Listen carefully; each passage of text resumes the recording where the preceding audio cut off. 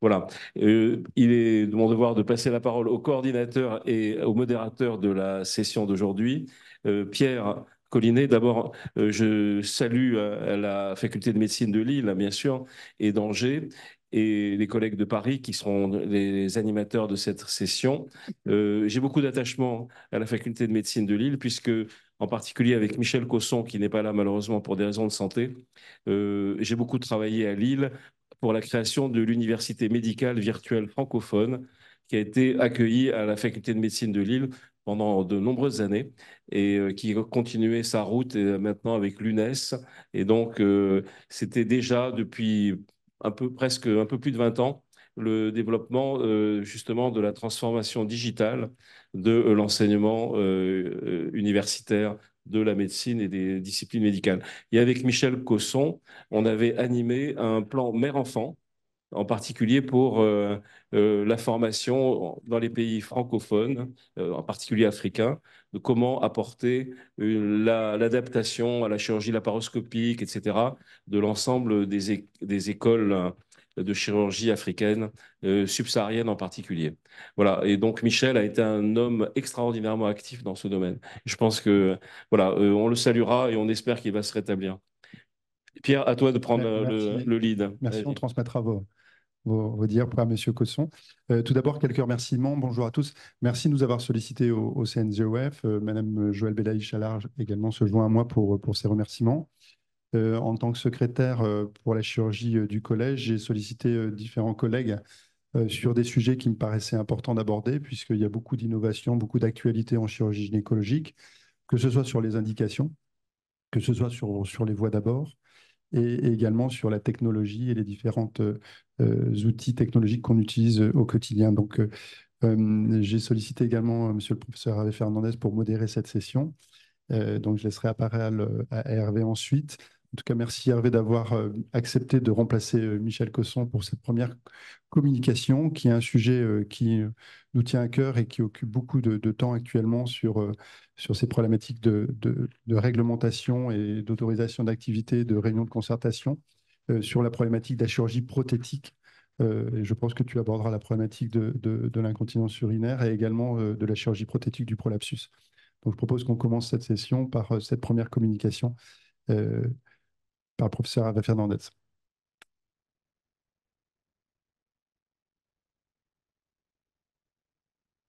Merci à l'Académie de nous recevoir. Joëlle Belaïch excuse parce qu'elle est à l'agence de biomédecine et qu'elle n'a pas pu joindre à nous.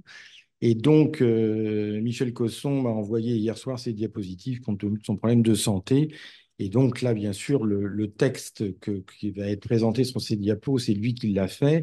Mais comme on avait travaillé en commun sur cette thématique, je ne suis pas trop désarçonné pour vous en parler. C'est une actualité qui concerne aussi bien les spécialités d'urologie que de gynécologie, puisque par définition, ça s'appelle l'urogynécologie.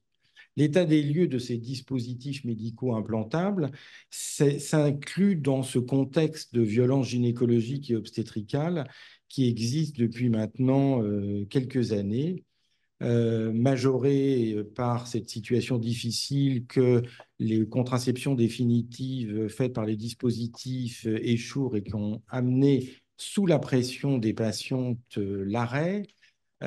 Tout ça, c'est une somme d'événements qui remettent en cause toute l'utilisation de ces dispositifs implantables.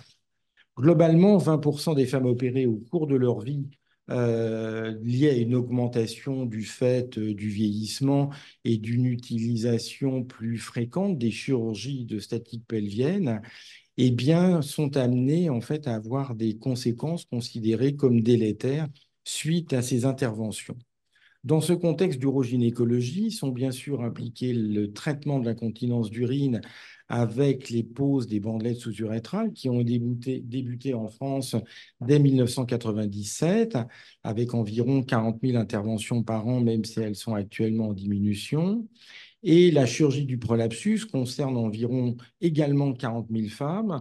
2 tiers d'entre elles sont faites par voie haute, maintenant essentiellement par laparoscopie, mais également par voie basse avec des chirurgies autologues pour 10 à 15 000 personnes et des voies basses prothétiques qui avaient été utilisées à partir du début des années 2000 et qui sont maintenant stoppées depuis 2 ans et qui touchaient 5 à 10 000 femmes en 2019.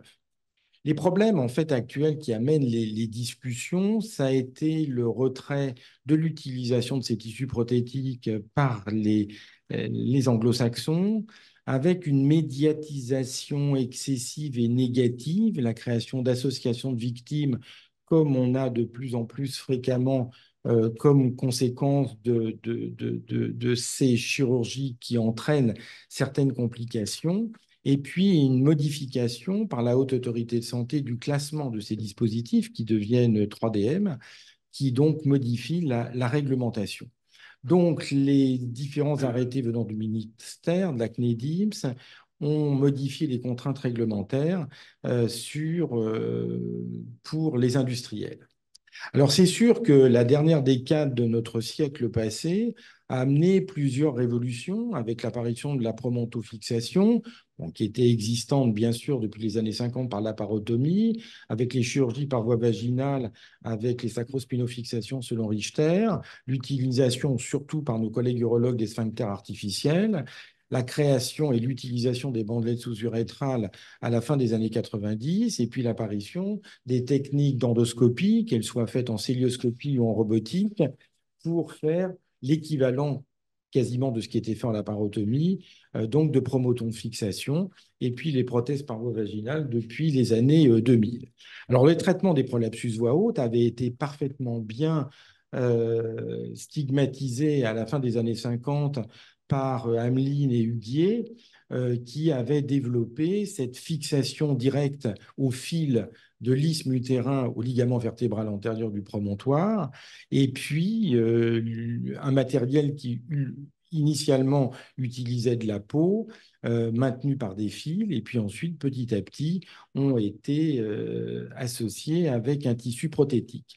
Dans le même temps, on faisait une intervention qui était courante, qui était l'intervention de référence pour les cures d'incontinence, qui était d'abord le Marshall-Marchetti, donc qui était la fixation du vagin avec les ligaments latéraux antérieurs, et puis l'intervention de Burch, qui était un dérivé et qui entraînait un peu moins de complications.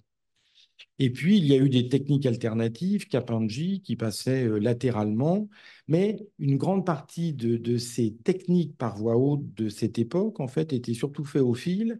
Et vous allez voir dans la réflexion, quand on utilisait des fils, on pouvait retirer les fils s'il y avait des problèmes, ce qui est peut-être moins vrai avec les tissus prothétiques actuellement.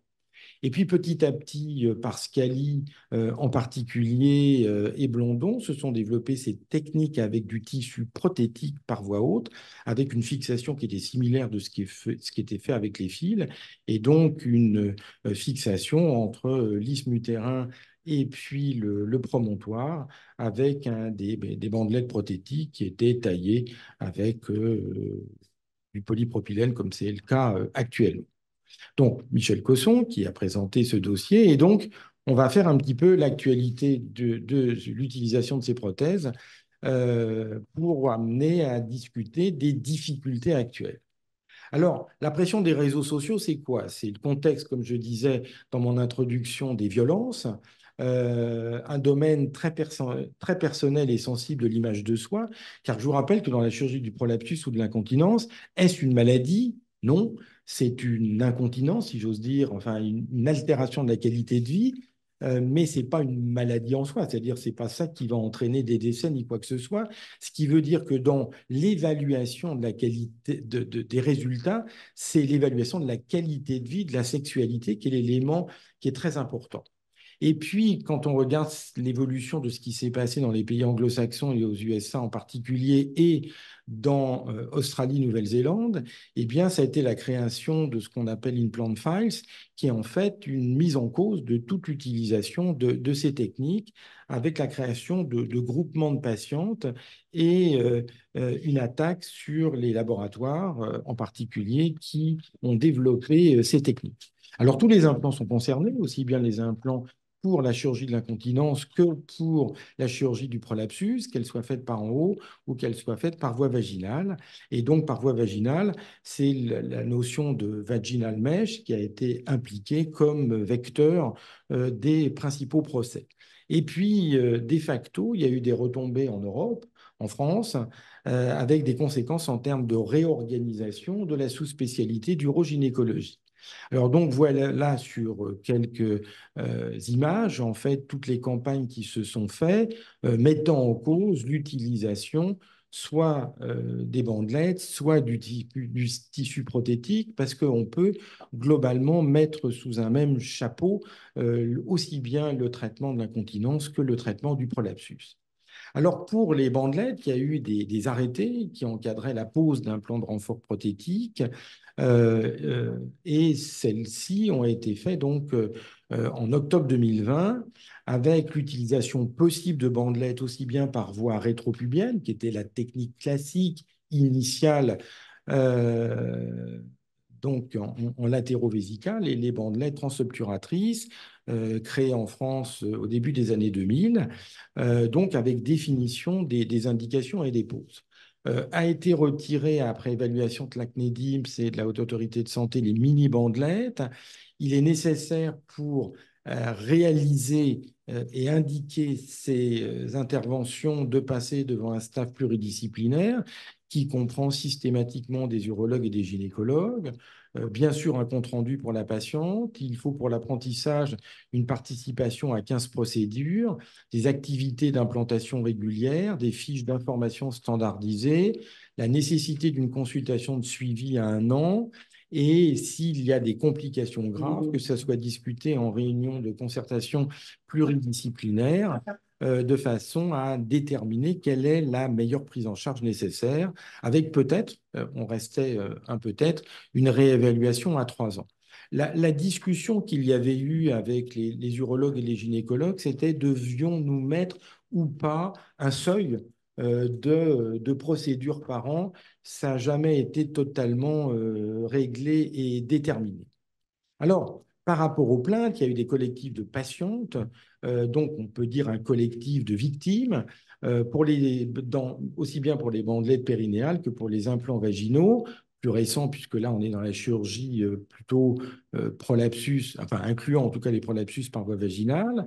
Donc, dans la fin de cette deuxième décade de notre siècle, il y a eu des premiers collectifs qui sont faits, qui stigmatisaient le retard diagnostique, le manque d'écoute, l'errance médicale, car en fait, les plaintes des patientes, qui étaient souvent des plaintes de douleur, en fait, les patientes ne revoyaient pas systématiquement le chirurgien, mais voyaient leur médecin généraliste qui est dans la tradition, sauf qu'il a été considéré par les patientes que l'information pour le corps médical des conséquences potentielles de ces chirurgies d'incontinence n'était pas réellement faite. Donc, ces respects insuffisants des suites ont amené à des arrêtés, la nécessité du meilleur encadrement des pauses, et puis la création de centres agréés pour la mise en place de complications, et puis des remboursements des déplacements aux USA pour les patients, ça ce qui était demandé, parce que certains chirurgiens américains se sont dit, comme les rois de l'ablation, de ces bandelettes plus ou moins bien placées, et certains chirurgiens, en particulier dans le Kentucky, disent qu'ils retirent totalement, en particulier les bandelettes transobturatrices, avec une vraie discussion qui est l'avantage et les inconvénients, parce qu'une ablation complète peut être source de complications, peut-être supérieure à la gêne créée ou aux douleurs existantes liées à ces bandelettes, puisque c'est une vraie réalité qu'une partie des patients ont des souffrances. Alors, il y a eu des demandes de retrait des prothèses urinaires et puis également des tissus prothétiques pour prolapsus, au moins sur un moratoire. Alors, pour les implants vaginaux, c'est plus récent, il y a eu des modifications de prise en charge avec, là aussi, la création de centres de complications, un meilleur encadrement, discussion sur les seuils comme pour l'incontinence. Et puis, il y a eu le remboursement des PCR, qui est la première étape de prise en charge, bien évidemment, des prolapsus. Et avec, pour la sécurité sociale, lorsqu'il y a des douleurs chroniques, la mise en en ALD possible pour ces patientes. Et ensuite, il y a eu des plaintes qui ont été faites au Conseil de l'Ordre et puis des discussions sur les dépassements d'honoraires pour la prise en charge, voire les demandes d'interdiction des bandelettes transobturatrices. Alors, ces collectifs de victimes, il y a environ 800 patientes qui sont inclus, 80 plaintes ont été déposées auprès de l'Office central de lutte contre les atteintes à l'environnement et à la santé publique avec des auditions qui sont en cours, sont vraiment ciblées tous les tissus prothétiques, aussi bien pour l'incontinence que pour le prolapsus. Et pour les plaintes au Conseil de l'Ordre, c'est lié à un défaut ou un irrespect en fait des recommandations. Donc, il y a des enquêtes collectives des membres et majoritairement, ce qui sort, c'est le défaut d'information, c'est-à-dire c'est la banalisation d'une technique opératoire où les femmes se plaignent qu'on ne leur a pas informé qu'il pouvait y avoir, sur des chirurgies considérées comme bénignes, des complications potentielles. Donc, il y a eu des campagnes de médias récentes liées à une patiente qui a eu un suicide assisté et qui est allée en Belgique compte tenu qu'elle ne trouvait aucune solution malgré les chirurgies qu'il avait eues aux douleurs qui lui avaient transformé leur vie. Et puis, dans la presse, presse pas forcément féminine, on va dire presse vraiment grand public. Là, c'est un article du Parisien de décembre 2022 qui donne les conséquences sociétales pour les femmes qui, pour certaines d'entre elles, avaient une activité de trail et tout ça, et elles se plaignaient en raison de leur activité sportive et souvent d'une bonne musculation abdominale d'incontinence d'urine, et la chirurgie leur a complètement arrêté toutes ces possibilités. Alors, le Collège national des gynécologues obstétriciens a demandé le 1er décembre donc 2023, le lancement d'un plan national encadrant la pose d'implants vaginaux. Aujourd'hui, comme je l'ai dit, il y a 30 000 bandelettes urinaires, donc on est un petit peu en diminution, 20 000 implants vaginaux contre le prolapsus. Et c'est vrai que le principe des implants vaginaux, c'était pour éviter les descentes d'organes, donc de prolapsus, pour éviter l'incontinence d'urine, mais avec tous les cortèges de plaintes. Et là, vous voyez sur la droite de ces diapos l'évolution entre les premières poses des bandelettes en 97, comme je vous le disais, et puis l'évolution jusqu'à 2023 avec les 78 plaintes actuellement en cours, dont on n'a pas encore la solution.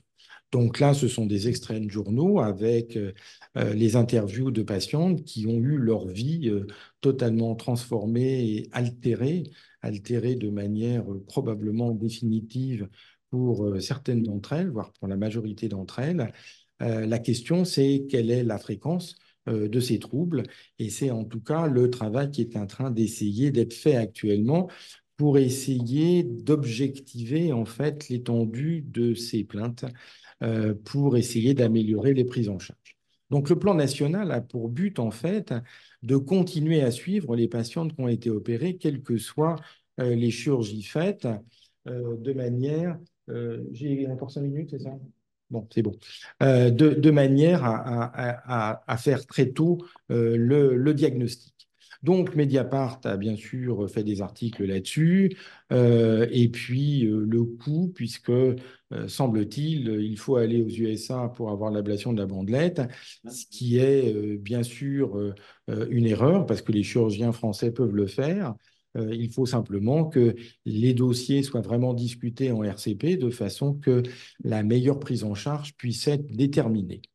Alors, le collège a donc fait des communiqués pour bien informer sur toutes les conséquences de cette chirurgie, et c'est en tout cas les actions communes en cours qui sont communes avec nos collègues urologues, donc avec la FU, avec la CIFUD, qui est un mélange entre rééducateurs, urologues, gynécologues, pour des nouvelles propositions de prise en charge aussi bien pour l'incontinence, avec des rencontres auprès du ministère, de façon à essayer d'optimiser les lieux où on va traiter, de valoriser le parcours qui va nécessiter un PCR qui est maintenant remboursé pour discuter des indications de traitement, voire des alternatives aux traitements chirurgicaux.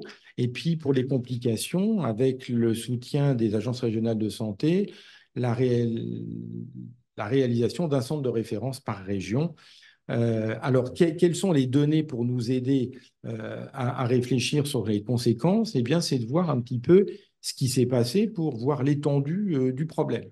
Alors, comme je vous ai dit, il y a une diminution progressive du nombre de cas du traitement de l'incontinence. 90% des bandelettes sont sous-urétrales. Il y a 7% de patientes qui ont des injections qui sont essentiellement faites en bulkamide et qui sont en augmentation. Cette chirurgie de l'incontinence peut être faite soit isolément, soit associée à un geste chirurgical qui peut être un geste de chirurgie gynécologique ou d'association à un traitement de prolapsus. Et puis le nombre de techniques par voie transobturatrice est donc en très large diminution. Alors les alternatives ou la prise en charge des récidives concernent environ 3% des patientes. Donc ça nous donne une petite idée. Quand on voit les complications initiales des bandelettes, elles sont excessivement faibles. La mortalité, c'est de 0,01% et les passages en réa, moins de 0,1%.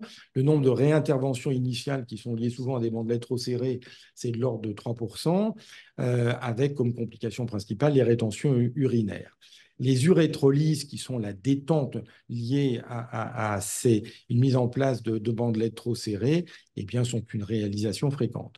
Les complications secondaires, qui sont essentiellement liées en fait aux douleurs, eh bien, ont été évaluées par une enquête qui s'appelle Vigimèche, qui avait été financée par la Haute Autorité de Santé et qui donne une fréquence de 2 pour 1000. Et donc, c'est essentiellement représenté par les douleurs. Alors, quelles sont les alternatives pour traiter l'IUE? Hormis les bandelettes, c'est essentiellement, vraiment actuellement, les injections d'agents de comblement qui, comme vous le voyez, en 2023, c'est plus de 1000 patientes. Les autres sont vraiment anecdotiques. Et ça, c'est la dernière analyse de Vigimèche, donc, qui avait été initiée par le professeur Xavier Fritel, qui est chef de service à Poitiers, donc avec le financement par la HAS, qui montrait le taux de complications sévères qui était relativement faible, puisqu'on tient compte pour les complications de la classification de Clavien-Dindo, et donc grade 3 et plus, c'était de l'ordre de 0,4%. Bien sûr, avec peut-être, contrairement aux idées reçues, un peu plus de complications sérieuses par le TVT plutôt que par les bandelettes transobturatrices. Alors, les alternatives, eh bien, il en reste, parce que là, ce qu'on est en train d'assister actuellement, c'est au retrait d'un certain nombre de bandelettes, c'est-à-dire les sociétés industrielles ne veulent plus se lancer dans le développement des bandelettes et un certain nombre les retirent du marché. Donc, voilà à droite celles qui vont rester à la fin de cette année. Donc, peu importe les marques, mais c'est essentiellement, c'est vrai, Eticon avec Gineker qui restent les gros pourvoyeurs, mais pour combien de temps? C'est vraiment la question. Alors, l'avenir proche, c'est les réévaluations des arrêtés ministériels, les réévaluations par le CNEDIMS et des choses étonnantes, parce que, par exemple, il y avait des mini-bandelettes qui ne sont pas autorisées alors qu'il y a un essai randomisé publié dans le New England Medical Journal avec un suivi de 10 ans qui montrait que c'était vraiment très efficace. Donc, l'idée, c'est qu'il faut une amélioration des pratiques indispensables pour la validation des prothèses, avec dans un avenir proche plusieurs phénomènes parallèles avec les réglementations européennes, les réglementations françaises qui ne suivent pas forcément les réglementations européennes, parce qu'en fait, toutes ces discussions est très franco-française parce qu'on observe beaucoup moins de retraits dans les autres pays européens. Donc la question, pourquoi on est à 3 jours des élections européennes, la France est si loin de l'Europe, alors que la situation devrait être similaire, quelle que soit la nationalité des patientes qui sont traitées. La conséquence en France, c'est que des grosses sociétés, en fait, retirent du marché la majorité des tissus prothétiques et en particulier les tissus prothétiques pour la probontofixation.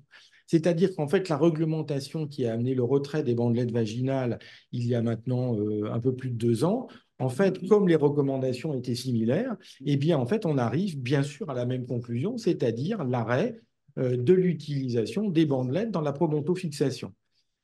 J'ai bientôt 70 ans, j'ai l'impression de me retrouver jeune interne parce que comment allons-nous traiter les prolapsus? Eh bien, j'ai l'impression que je vais revenir à ce que j'ai connu à mon début d'internat, c'est-à-dire avec probablement 50% d'échecs dans cette chirurgie.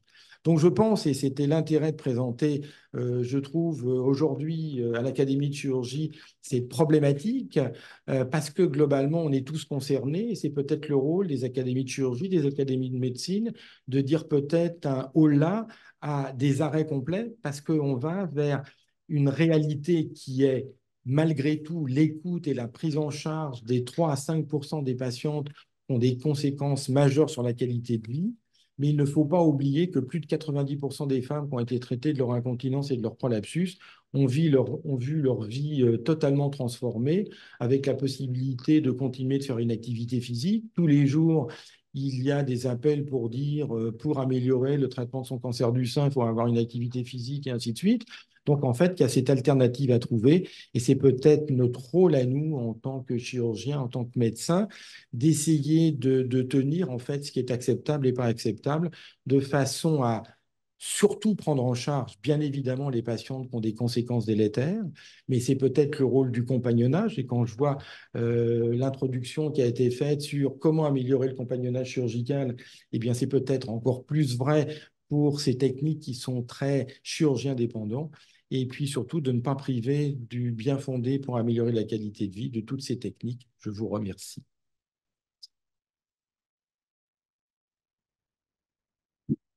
Oui, on va donner la parole à la salle, hein, bonne discussion, parce que les thèmes qui vont se suivre ne sont pas exactement sur le même sujet. Peut-être qu'on a la chance d'avoir François Richard, qui peut-être sur l'aspect incontinence urinaire de la femme a sûrement beaucoup de choses à nous dire. Non, ben, merci beaucoup. Non, je félicite Hervé, qui c'est toujours difficile de présenter des diapos qui ne sont pas les siennes et qui a bien cerné le problème. Ce problème-là, il est très intéressant parce que vous voyez, en France, 800 personnes dans le collectif qui attaquent sur ce sujet, avec Henri Bensadoun, qui est urologue. On avait fait, il y a 4-5 ans, au moment où c'est sorti, une requête sur le SNDS, donc sur les bases de données de la CNAM. On a sorti 240 000 malades opérés de TBT, TOT. On a exclu les prolapsus pour que justement on puisse répondre à la question pour l'incontinence. Donc 240 000 malades opérés sur 10 ans, suivis sur 10 ans, puisque avec le Health Data Hub, on a les moyens de le savoir, et en relevant toutes les interventions qui avaient été faites après la pause du TVT ou TOT, que ce soit l'ablation, la section, les autres interventions nécessaires. Et donc, globalement, alors les chiffres, on retrouve mortalité 0,01%, et les complications, suivant le type de complications, variaient entre, en gros, moins de 1 à 2%. Donc, sur des malades suivis 10 ans et sur 240 000 malades. Donc, ça permet de voir que, une fois de plus, la pression médiatique a fait qu'on a mélangé d'abord incontinence et prolapsus, voix basse et voix haute. Et d'autre part, on sait très bien, et ça en tant que chirurgien, on le sait depuis longtemps, la morbidité des tissus synthétiques, elle est proportionnelle à deux choses: la surface des tissus synthétiques, donc les TBT et TOT, c'est des surfaces qui sont très minimes. Les prothèses pour prolapsus sont beaucoup plus volumineuses. Et deuxièmement, la voix d'abord, dans la mesure où on sait que par voix haute, il y a un taux de complications infectieuses beaucoup plus faible que par voix basse, ne serait-ce que par la voix basse, même si elle est très bien faite, ce qui est le cas la plupart du temps. Mais le fait des dissections des tissus fait qu'on a des tissus cruentés, disséqués, où il peut y avoir des risques de sérosité ou d'hématome qui eux-mêmes sont des facteurs d'infection, qui font que la même technique de pose d'une bandette par voie haute ou par voie basse a de tout temps, et on le savait déjà depuis longtemps, des taux de complications très différents. Et puis, une autre conséquence, c'est que tout de suite, on a eu une attitude au niveau des pouvoirs publics telle que les industriels, alors on peut leur reprocher, mais enfin, eux, leur boulot, c'est de faire du matériel et de le vendre. Les industriels ont commencé à retirer le matériel. Ce qui fait qu'on arrive actuellement à ce qui était, quand moi j'allais aux États-Unis, je discutais avec Raz, Pereira, toutes les grandes figures américaines qui faisaient de l'incontinence. Ils me disaient, tu sais, nous, on fait notre technique que Laurent connaît très bien. On fait ça pourquoi? Parce qu'il y a peu de matériel et ça ne se complique pas. Alors, je leur ai dit, et alors l'efficacité, l'efficacité, on s'en fout.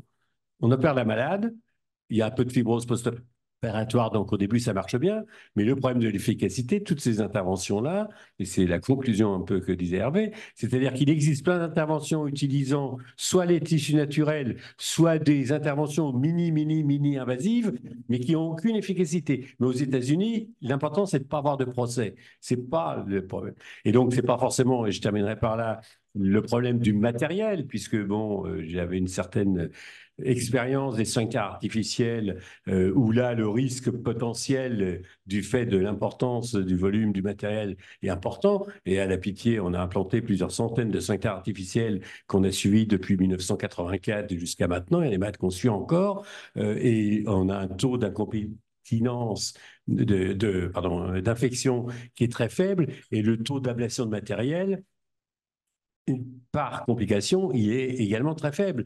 Donc, des techniques utilisant des prothèses, si elles sont bien indiquées et bien réalisées, et là, c'est vrai que le compagnonnage est très important. Et en plus de ça, le robot, pour le soin artificiel, on sait qu'avec le robot, on le met beaucoup mieux parce qu'on voit beaucoup plus. Et c'est un des problèmes de ces techniques qui se faisaient par voie percutanée, c'est qu'il y a toute une partie de l'intervention qu'on ne voit pas. Donc, il faut avoir l'expérience manuelle de savoir où on va, etc. Mais c'est des techniques qui marchent très bien. Donc, on retourne, quand on dit on retourne au PCR, ça pose un petit problème quand même. Ce qu'on a malheureusement mis dans l'évolution, excusez-moi, c'est une réponse, c'est que beaucoup de plaintes, c'est des patientes opérées il y a 10-12 ans, avec en fait du tissu prothétique qui n'a rien à voir avec le tissu prothétique qu'on utilisait ces dernières années. Pour donner un exemple, le grammage initial, c'était aux alentours de 90-120 grammes, alors que les dernières prothèses qu'on utilisait, c'était 30 grammes. C'est-à-dire que les complications en termes de douleur, de mauvaise cicatrisation ont été très diminuées. Et juste pour finir sur le travail qu'avait fait Xavier Fritel avec la Haute Autorité de Santé, avec Vigimèche, où on regardait toutes les complications, quelles que soient les voies d'abord chirurgicales entre l'incontinence, le prolapsus, voie basse, avec ou sans tissu prothétique et les promontaux, en fait, montraient que globalement, on n'excédait pas 3%, 3,5%. Donc, on est très faible. Et en fait, la vraie discussion maintenant, c'est est-ce qu'on arrive, nous, en tant que chirurgiens, à se faire écouter par le ministère et surtout la Haute Autorité de Santé, qui n'écoute malheureusement, j'ai envie de dire, que le collectif des patientes en n'établissant pas un équilibre juste pour essayer de satisfaire tout le monde. Oui, Hervé, oui, une question. je t'en prie, non. On va devoir très clore la discussion parce qu'il faut passer aux autres sujets. Puisqu'on voit que le taux de complication finalement est faible, Dieu merci, est-ce que ce n'est pas finalement, et on l'a vu dans la diapositive, 90% des plaintes, c'est un défaut d'information. Donc est-ce que ce n'est pas là où on a quelque chose à faire, c'est de faire une information très correcte et bien meilleure que ce qu'on fait pour que les patients soient au courant de ce risque de 2-3% d'exposition de prothèses en particulier. C'est le travail et le tendance que le collège et la Société de chirurgie pelvienne ont prise pour essayer d'augmenter, et ça c'est en lien avec l'AFU, pour qu'il y ait en fait la même information qui soit faite que les patients voient un urologue ou un gynécologue, puisqu'en gros en France, pour la prise en charge de ces pathologies, c'est globalement 50-50. Laurent, tu as quelque chose à rajouter peut-être? Oui, je voudrais juste rappeler que pour ceux qui ont connu l'apparition des bandelettes sous-urétrales à la fin des années 80, début des années 90, ça a été une révolution incroyable. Il faut se souvenir qu'auparavant, soit l'opération de Burch, soit le Goebbels-Steckel que j'avais appris chez mon maître Aboulker, c'était minimum une semaine d'hospitalisation et qu'on est avec des résultats relativement moyens et qu'on est passé à une intervention donnant des résultats probablement meilleurs au prix d'une hospitalisation de jour. Donc il y a eu là une révolution incroyable. Les bandelettes ont eu une popularité extraordinaire. On voyait même des femmes qui arrivaient en disant « je veux la bandelette ». Et maintenant, on est confronté à ce conflit entre la passion des mouvements de protestation et la rationalité médicale qui fait qu'on est dans une situation absolument impossible. Oui, juste, et c'est mon dernier mot pour laisser la parole, peut-être malgré tout que les bandelettes transobturatrices ont peut-être plus de conséquences douloureuses que la voie rétropubienne. Là, c'est la vraie discussion qu'on doit avoir entre urologue et gynéco. Et juste un moyen, la solution, plutôt qu'un certain nombre de propositions d'organisation qui viennent des tutelles et qui ne sont pas très efficaces, c'est d'imposer le registre obligatoire. Simplement dire, vous mettez une bandelette, registre obligatoire, il n'y a pas besoin de 36 questions pour remplir le registre, avec inscription provisoire à la CCAM et avec le registre obligatoire, on voit tous les ans les résultats du registre. Si on voit que c'est efficace sans complication, ça continue. Si on voit qu'il se passe quelque chose, on peut arrêter tout de suite. Et ça ne demande pas grand-chose. Les CNP peuvent l'organiser. Il faut simplement que les chirurgiens remplissent ce registre. Dans les cliniques, les types, ils ont des logiciels qui sont efficaces. À l'hôpital, c'est un peu différent. Mais ça demande 3 minutes par malade. Et d'autre part, ça oblige de faire revenir les patients parce qu'un des problèmes, et là les médecins sont responsables, c'est que les malades étaient opérés mais n'étaient pas forcément suivis. Et ça, c'est pas acceptable. Alors, il y a une dernière remarque sur peut-être l'aspect nosographique. Finalement, tu as dit, c'est pas une pathologie qu'on soigne. C'est un syndrome clinique lié essentiellement à une difficulté dans la qualité de vie. Et donc, le critère... Bien entendu, on n'en meurt pas, quoi. Voilà. Et donc, ça induit peut-être, c'est la porte ouverte justement à ces mouvements revendicatifs un petit peu excessifs qui font que finalement, le critère de qualité de vie n'est plus tellement interrogé. On ne voit que les aspects inconvénients potentiels et c'est l'aspect médico-légal et l'agressivité des chirurgiens qui m'ont imposé telle et telle chose, en plus pour gagner de l'argent. Avec un autre sujet qui m'a paru un peu étonnant, c'est la compétence à être capable d'enlever.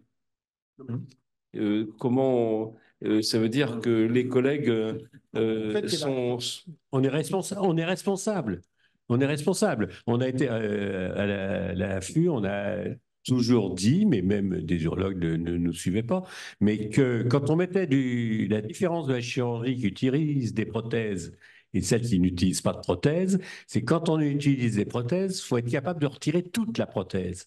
Et que la différence entre le TVT et le TOT fait qu'on peut toujours retirer tout le TOT, mais on aboutit à des délabrements considérables. Tandis que le TVT, on peut toujours le retirer systématiquement. Et à titre personnel, je mettais beaucoup plus de TVT que de TOT parce que on est sûr de pouvoir retirer le TVT. Et comme les principales plaintes, c'est la douleur et les infections chroniques, le seul moyen de guérir la douleur et les infections chroniques, c'est de pratiquer une exérèse de l'ensemble du tissu qui entretient ça. Et donc, c'est un vrai problème. On a sur des cas particuliers, cette question-là, elle doit être résolue. Et y a-t-il une recherche en matière de tissu autologue, de remplacement? Oui, plein. Est-ce que ça, vous allez peut-être en parler, moi, je ne sais pas du tout. Oui. Mais là, on peut passer l'après-midi. On pourrait passer l'après-midi. En tous les cas, bravo et merci.